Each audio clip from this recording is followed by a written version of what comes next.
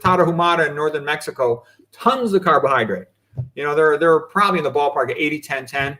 80% carbohydrate, 10% protein, 10% fat. The Tarahumara, they eat tons of corn and some beans, and also the Kenyans also. They got lots of world champion marathon runners, so it provides great endurance, and that's good energy. Yeah, simple food. Yeah. We had a question in the chat. Is Dr. Rogers familiar with anthelmintics like IVM? Fenbendazole. So yeah, those are anti-parasite drugs. I don't have experience with those.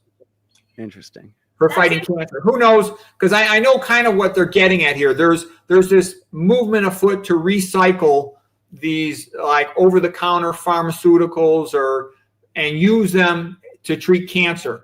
And I know there was one guy who wrote a book about that. His name might be Doc, D-A-C-H. I'm not sure about that. But all I can say is there might be something to it. I'm not that big a fan of drugs. It's sort of like when I went to med school, I was sort of convinced at that time, oh, gee, match the ill to the pill, send the bills, and this wonderful, everything works. My experience with my father taught me quite something else. And then my extensive clinical experience since that time has taught me that most drugs don't work. I mean, what is a drug? I mean, you have replacement drugs, replacing thyroid hormone. Those are good, okay? Replacing insulin when you need it. That's good. But most other drugs, what they are is metabolic poisons.